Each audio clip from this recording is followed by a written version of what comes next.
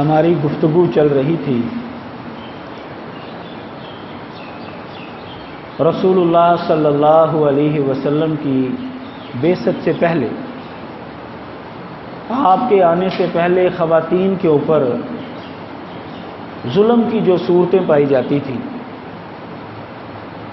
ان کے حوالے سے دو باتیں آپ کے سامنے پچھلے خطبہ جمعہ میں رکھی گئی تھی۔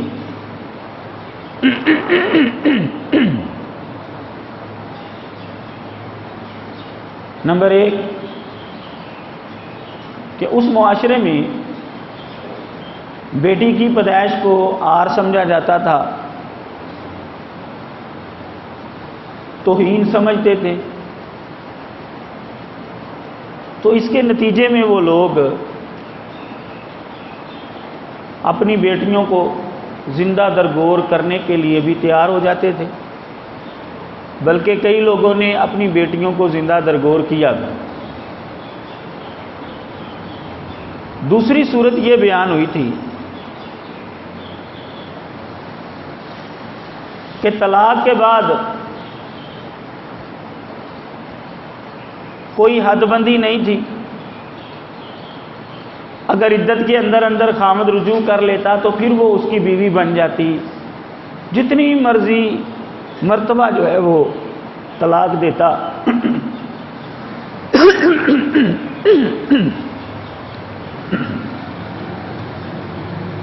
جتنی مرضی مرتبہ وہ چاہتا طلاق دیتا، وہ عورت اس کے نکاح سے نہیں نکل سکتی، کیونکہ وہ عدت ختم ہونے سے پہلے پھر رجوع کر لیتا۔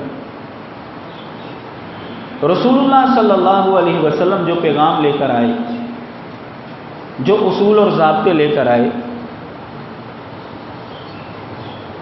ان کے اندر ایسے قوانین تھے کہ جس کے نتیجے میں دور جاہلیت کے اندر پایا جانے والا ظلم وہ ختم ہو گیا۔ بچیوں کی پیدائش کو عار قرار نہیں دیا گیا، بلکہ اس کے اوپر فضیلت بیان کی گئی کہ یہ اللہ تعالیٰ کی دین ہے، جو ان کی اچھی پرورش کرے گا وہ اگر بندہ جہنمی ہوا تو جہنم اور اس بندے کے درمیان وہ بچیاں آڑ بن جائیں گی۔ اور اسی طرح طلاق والے معاملے میں بھی دو طلاقوں کے اندر رجوع کا حق دیا، اور تیسری طلاق کے بعد عورت جو ہے وہ ہر حال میں آزاد ہو جائے گی۔ حد بندی کر دی گئی، تعین کر دیا گیا تاکہ عورت جو ہے وہ ظلم کا شکار نہ رہے۔ یہ دو باتیں گزشتہ جمعہ ہوئی تھی۔ آج آپ کے سامنے اسی موضوع کو آگے بڑھاتے ہوئے اس معاشرے کے اندر جو تیسری چیز پائی جاتی تھی خواتین کے اوپر ظلم کی، وہ وراثت سے محرومی کی۔ خواتین کو باپ کے مال میں سے کوئی حصہ نہیں دیا جاتا تھا۔ جو بھی گھر کا بڑا ہوتا، بڑا بیٹا ہوتا یا چچا تایا ہوتا، وہ سارا مال جو ہے قبضے میں کر لیتا۔ رسول اللہ صلی اللہ علیہ وسلم جب تشریف لائے تو اللہ تبارک و تعالیٰ نے عورت کے اوپر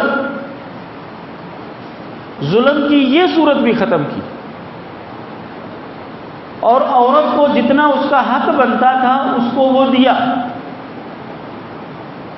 قرآن مجید کی جو آیت کریمہ میں نے خطبے کے شروع میں تلاوت کی، اس میں اللہ تبارک و تعالیٰ نے یہی مسئلہ بیان کیا ہے۔ فرمایا للرجال نصیب مما ترک الوالدان والاقربون، کہ مردوں کے لیے حصہ ہے اس مال میں سے جو والدین چھوڑ کر گئے ہیں اور قریبی رشتہ دار چھوڑ کر گئے ہیں۔ وَلِلنِّسَاءِ نَصِيبٌ مِّمَّا تَرَكَ الْوَالِدَانِ وَالْأَقْرَبُونَ، اور عورتوں کے لیے بھی حصہ ہے اس مال میں سے جو والدین چھوڑ کر گئے ہیں اور قریبی رشتہ دار چھوڑ کر گئے ہیں۔ یعنی جیسے مردوں کو وراثت میں سے حصہ ملتا ہے، اسی طرح خواتین کا بھی حصہ قرآن مجید نے بیان کیا، اور اس معاشرے کے اندر جو ظلم کی پائی جانے والی صورت تھی اس کو ختم کیا۔ مما قل منہ او کثر، یہ مال تھوڑا ہو یا زیادہ ہو، حصہ مقرر کر دیا گیا ہے۔ نصیبا مفروضہ، یہ حصہ مقرر ہے، فرض شدہ ہے۔ کوئی یہ نہ سمجھے کہ یہ کوئی مباح کے درجے پر ہے، دے دیں تو اچھا ہے، نہ دیں تو کوئی حرج نہیں۔ نہیں، اللہ تعالیٰ فرماتے ہیں نصیبا مفروضہ، فرض کیا گیا حصہ ہے، یہ لازمی دینا ہے ہم کو۔ جیسے مردوں کو حصہ ملتا ہے ایسے ہی خواتین کو بھی حصہ ملے گا۔ والدین چھوڑ کر گئے ہیں وراثت، یا کوئی قریبی رشتہ دار کہ جس کے ساتھ اس خاتون کا ایسا رشتہ بنتا ہے کہ وہ وراثت کی حقدار بنتی ہے، تو اس کو اس کا حصہ ملے گا۔ قرآن مجید کے اندر اللہ تبارک و تعالیٰ نے حصے بیان کی ہیں، یوصیکم اللہ فی اولادکم للذکر مثل حظ الانثیین۔ باقاعدہ وراثت کے حوالے سے قرآن مجید کے اندر آیات اتری، اس کے اندر اللہ تعالیٰ نے بیٹی کا حصہ بھی بیان کیا ہے، ماں کا حصہ بھی بیان کیا ہے، بیوی کا حصہ بھی بیان کیا ہے، بہن کا حصہ بھی بیان کیا ہے۔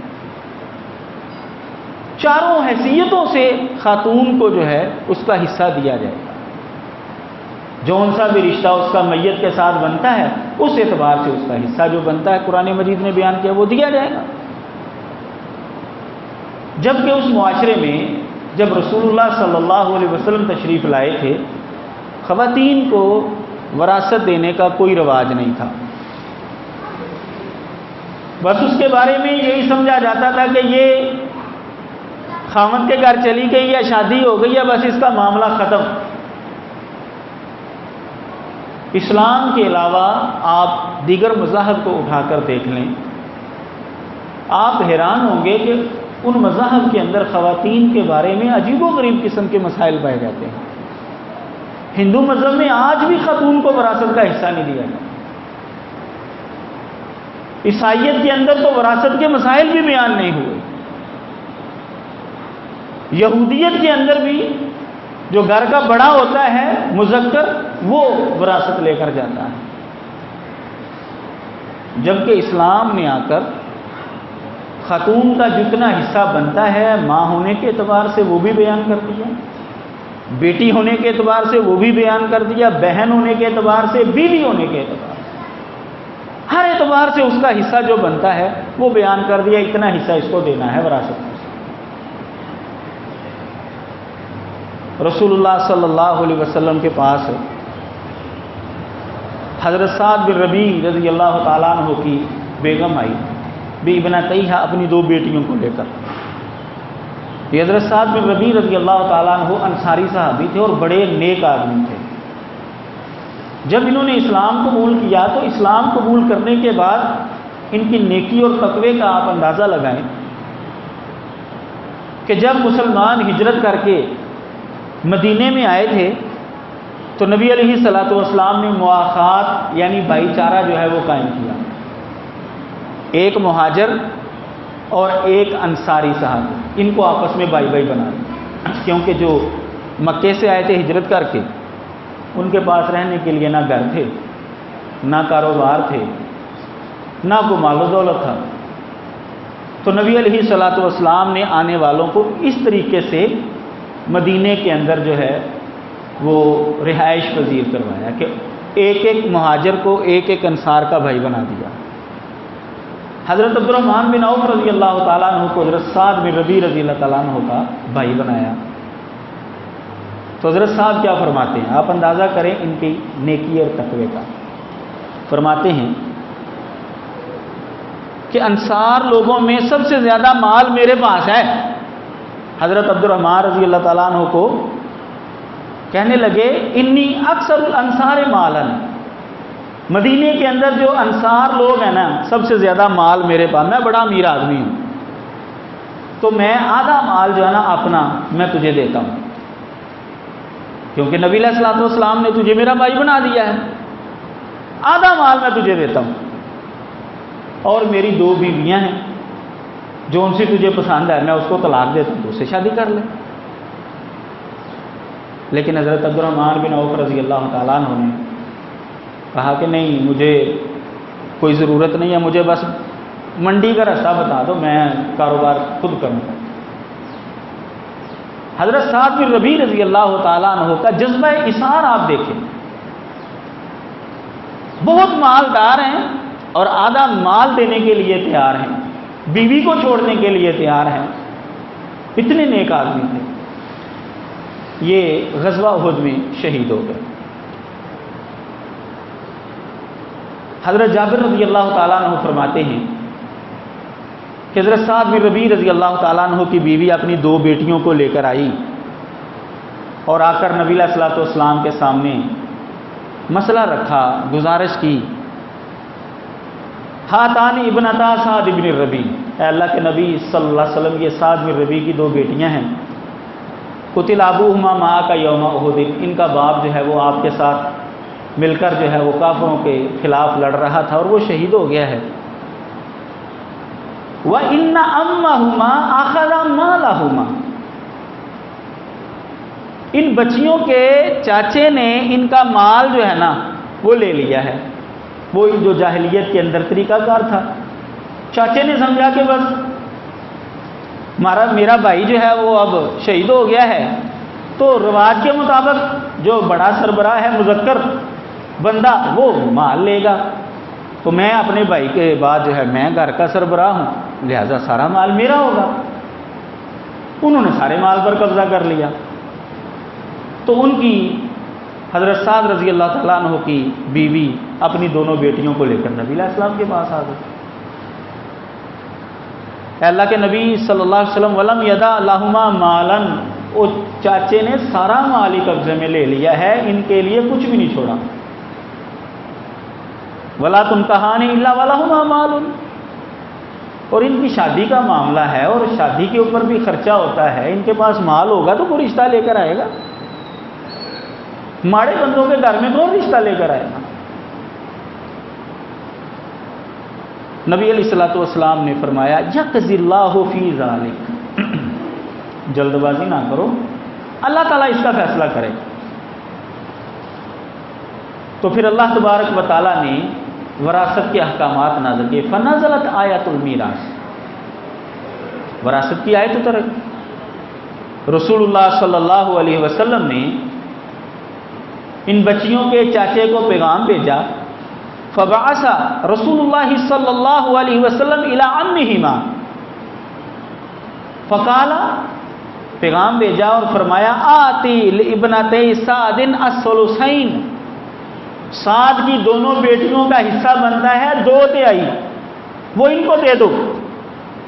وآتی امہما الثمن، اور ان بچیوں کی ماں کا حصہ بنتا ہے 8واں، 1/8 اس کو دے دو۔ وما بقیہ فہو لک، جو باقی بچے گا وہ تیرا ہوگا۔ یہ وراثت کی تقسیم ہے۔ بیوی کو بھی حصہ نہیں مل رہا تھا، بیٹیوں کو بھی حصہ نہیں مل رہا تھا۔ آپ اندازہ کریں کہ اس معاشرے کے اندر خاتون کے اوپر کس طرح جو ہے وہ ظلم کی صورتیں پائی جاتی تھی، کس طرح اس کو وراثت سے محروم کیا جاتا تھا۔ تو اللہ تبارک و تعالیٰ نے قرآن مجید کے اندر وراثت کے احکامات اتار کر خاتون کو اس کا حق دیا، بیوی کو بھی حق دلایا، بیٹیوں کو بھی حق دلایا۔ جب بیٹیاں 2 یا 2 سے زیادہ ہوں تو باپ کی وراثت میں سے ان کو 2/3 ملتا ہے، 2/3 ملتا ہے۔ جب خامد کی اولاد ہوگی اور خامد فوت ہو گیا تو بیوی کو 1/8 ملتا ہے، 8واں حصہ ملتا ہے۔ رسول اللہ صلی اللہ علیہ وسلم نے اس چاچے کو یہ مسئلہ بتایا، مسئلہ حل ہو گیا۔ عورت کے اوپر جو ظلم ہو رہا تھا وہ ظلم ختم ہو گیا۔ اس واقعے کے بعد، اس آیت کے اترنے کے بعد اس معاشرے میں عورت کے اوپر ظلم جو ہے وہ ختم ہوتا گیا، اور یہ ظلم ختم کیا رسول اللہ صلی اللہ علیہ وسلم نے آیا۔ تو اس معاشرے کے اندر جو ظلم کی صورت پائی جاتی تھی ایک وراثت سے محرومی کی، وہ آج بھی پائی جاتی ہے، ہمارے مسلمانوں کے اندر بھی پائی جاتی ہے۔ ہمارے معاشرے میں آپ نظر دوڑا کر دیکھ لیں، آپ کو کئی گھرانے ایسے ملیں گے جن گھرانوں کے اندر عورتوں کو وراثت دینے کا رواج ہی نہیں ہے، بات بھی نہیں کی جاتی۔ ایک دفعہ مسئلہ آ گیا وراثت کا مدرسے میں، ہمارے بڑے جو شیخ ہیں حافظ عبداللہ رفیق حافظہ اللہ جو شیخ الحدیث ہیں، تو وہ مسئلہ بڑا گنجلک تھا، تو انہوں نے ہم سب اساتذہ کو بٹھا لیا، بھئی ذرا اس کو حل کرنا ہے۔ وہ حاجی صاحب جو فوت ہوئے تھے ماشاءاللہ بڑے نمازی تھے اور کروڑوں روپے کی ان کی جائیداد تھی، اور لاہور کے اندر ایک بہت بڑی مسجد ہے، اس کے وہ انتظامیہ میں تھے، صدر تھے اس مسجد کے، یعنی آپ اندازہ کر سکتے اچھے خاصے وہ دیندار لوگ تھے۔ ایک فیکٹری جو ہے وہ ایک بیٹے کو دی تھی انہوں نے، بیٹا وہاں پر بیٹھتا تھا۔ ایک دکان تھی لاری اڈے کے پاس، وہ ایک دوسرے کو دی ہوئی تھی۔ سوال انہوں جی وہ فیکٹری کا رولا جو ہے نا وہ پڑا ہوا تھا، وہ کس کو ملے گی، وہ اس نے ساری محنت کی ہے، یہ سوال جو ہے پھر اٹھتے ہیں۔ حاجی صاحب تو فوت ہو گئے، اب وہ مسئلہ جو ہم حل کر رہے ہیں سارے اساتذہ بیٹھ کر، کچھ دن ہمیں لگ گئے وہ مسئلہ حل کرنے کے لیے، کافی گنجلک مسئلہ تھا۔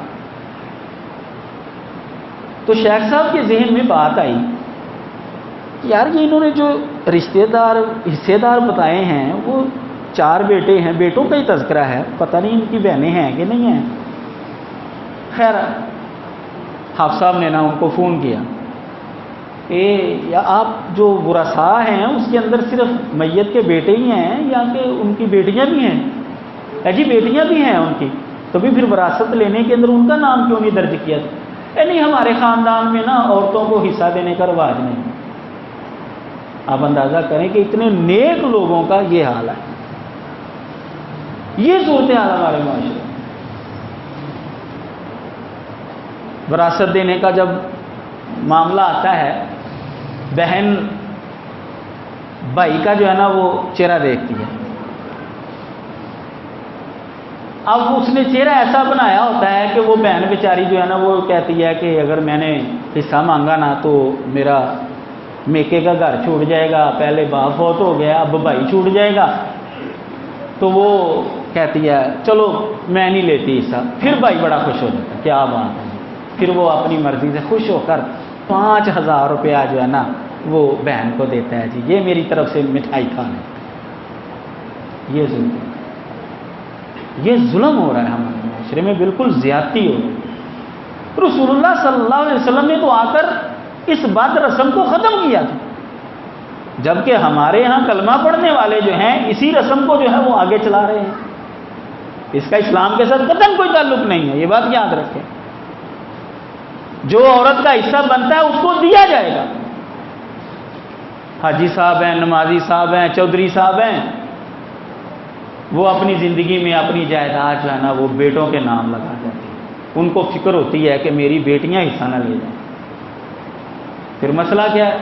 وہ ان کی شادی پر میں نے بڑا خرچہ کیا، دلیل کیا دیتے ہیں یہ لوگ؟ ان کی شادی پر میں نے بڑا خرچہ کیا تھا، اتنے لاکھ کا تو میں نے اس کو جہیز دے دیا تھا۔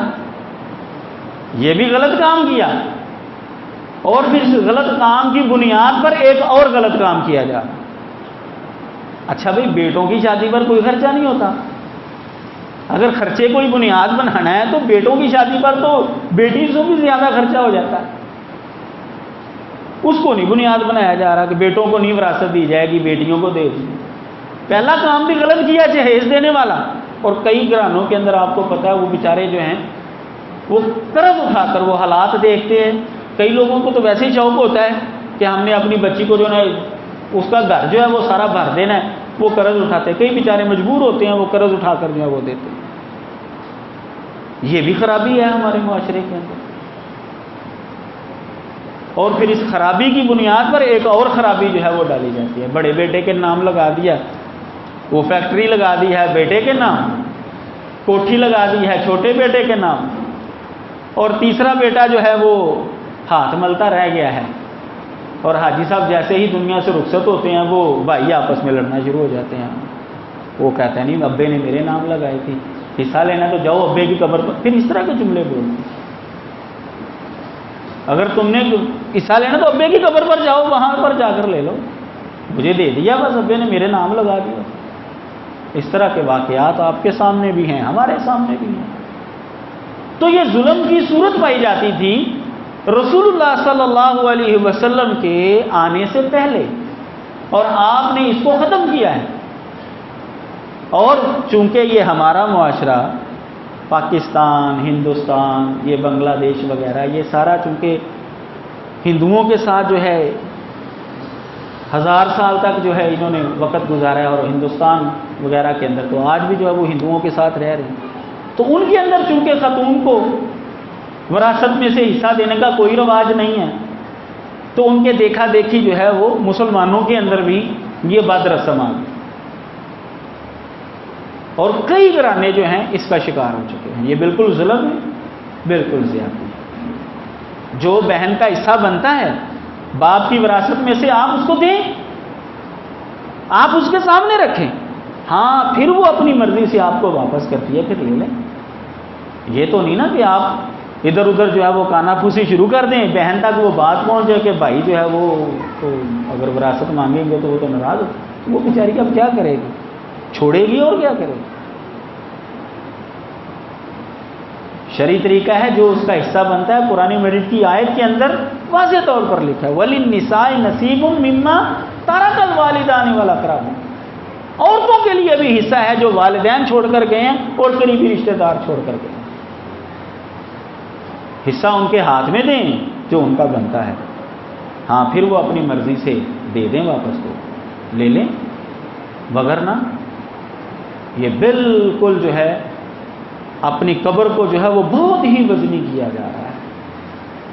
پھر یہی مسئلہ میں نے واقعہ جو آپ کے سامنے رکھا ہے، ہمارے شیخ اور استاد حافظ عبدالسلام بٹوی حافظہ اللہ سے پھر یہ مسئلہ پوچھا گیا، ان کے سامنے بھی یہ صورت رکھی گئی.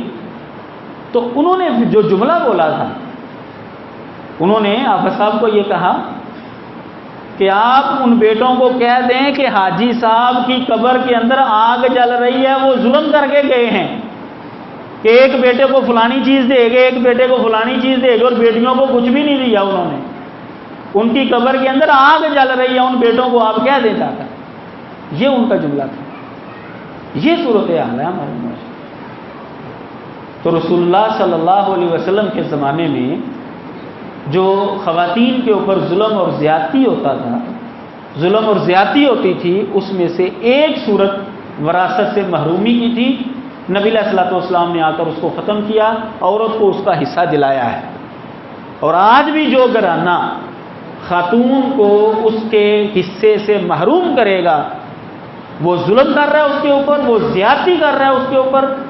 قیامت والے دن اس کو حساب دینا پڑے گا. اللہ تبارک و تعالی ہر ایک کو سمجھنے کی توفیق عطا فرمائے. وآخر دعوانا ان الحمد للہ رب العالمین. اسی موضوع کے متعلقہ ایک لطیفہ جو ہے وہ یاد آ گیا جو میرے ساتھ ہوا ہے. یہاں صدر کے پاس ایک مسجد ہے، وہاں پر میں نے پچھلے رمضان یا اس سے پچھلے رمضان درس دیا، تو یہی مسئلہ میں نے وہاں پر بیان کیا کہ خواتین کا حصہ بنتا ہے اور ان کا حصہ دینا ہمارے معاشرے میں جو ظلم کی صورت ہے وہ بتائی میں نے. تو ایک نمازی صاحب جو ہے نا درس کے بعد میرے ساتھ آ کر لڑنا شروع ہو گئے کہ تم نے یہ مسئلہ کیوں بیان کیا ہے. یہ تو آپ کہتا ہے تو جو ہے گھروں کے اندر لڑائی کرانا چاہتا ہے. یہ مسئلہ بیان کر کے اگر خواتین کو پتہ چل جائے گا تو گھروں کے اندر تو لڑائی شروع ہو جائے گی. یہ مسئلہ کیوں تو نے بیان کر دیا. یہ صورتحال ہے بعض نمازی حضرات کی بھی کہ وہ مسئلہ سن کر جو ہے وہ پریشان ہو گئے ہیں کہ یہ مسئلہ کیوں بیان کیا گیا ہے. تو قرآن مجید کے اندر جو حصہ مقرر کیا گیا ہے خاتون کا، وہ خواہ بیوی کی صورت میں ہو، ماں کی صورت میں ہو، بیٹی یا بہن کی صورت میں ہو، یہ ہر مسلمان کی جو سربراہ بنتا ہے، وفات کے بعد اس گھرانے کا جو سربراہ بنتا ہے، اس کی ذمہ داری بنتی ہے کہ وہ اس تک اس کا حصہ پہنچائے۔ نہیں پہنچائے گا، یہ ظلم ہے، یہ زیادتی ہے، قیامت والے دن اس کو حساب دینا پڑے۔